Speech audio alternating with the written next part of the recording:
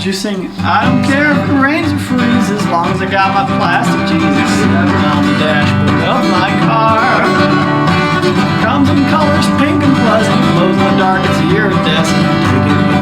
Why are people so obsessed with talking about Hummers? Everybody we talk to has a monologue. You say Hummer and people have a monologue ready. What I want to do is take Hummers around red states, and, or in Wisconsin and those places, and just talk about politics more than Hummers, but it's kind of a way to show, to have a beginning, I'm trying to understand where American political discussion is at the moment. Okay.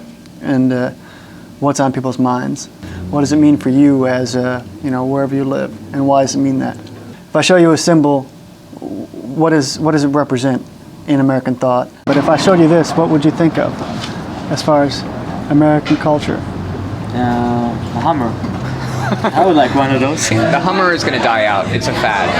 We have global warming, and we have, gas and oil shortages, and so for people to be like flaunting this in that way is just, it's sad. It's a bright yellow middle finger. Bright yellow middle finger, yeah. This is something that really, it had a utilitarian purpose to begin with, but it's just been completely siphoned away. If your neighbor pulled up in a Hummer and walked up and got into the apartment next to him, would you judge them? Absolutely. And I think that they're asking to be judged too. I think that's the flip side of it, is that people aren't just driving them to impress other people, they're driving them to piss other people off.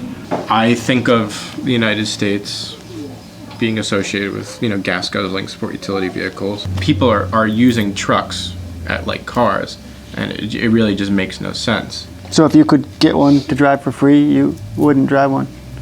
I didn't say that. I don't think it's a coincidence that, Bush's approval ratings have dropped so much, and the approval ratings for the war have dropped so much, in tandem, basically, with the rising cost of gas. I wish that I could say, that I was proud of our president and the way that things have been handled, but,